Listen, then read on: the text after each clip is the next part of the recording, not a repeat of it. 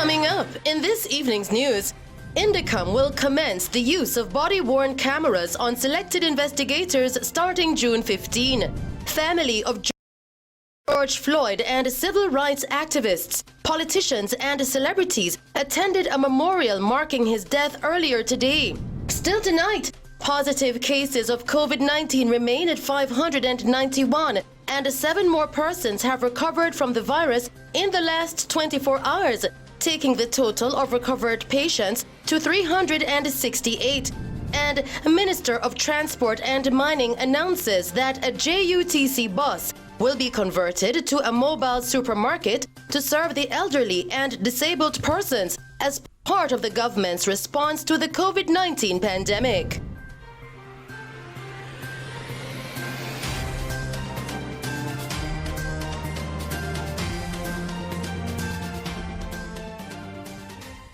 Good evening, and now the news in detail. The independent of body-worn cameras on selected investigators beginning on June 15.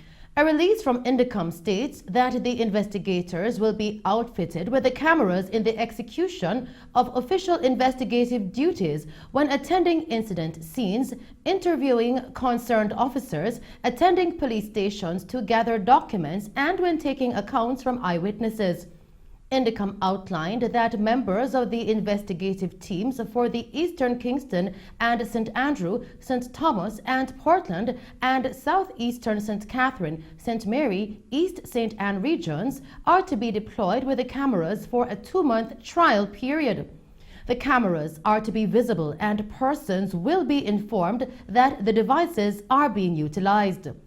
Commissioner of Indecom, Terence Williams, says that body-worn cameras, BWCs, are now a regular and common investigative tool for law enforcement agencies worldwide, and Jamaican counterparts should consider it to be beneficial in securing public trust and confidence. Indecom further outlined that the Jamaica Constabulary Force, JCF, Jamaica Defense Force, JDF, and the Department of Correctional Services, DCS, have been advised of the upcoming implementation, and the Commission is hopeful for their continued cooperation. At the end of the trial period, Indecom says that the future value and any observed operational issues will be assessed before the cameras are distributed to all Indecom investigative staff island-wide.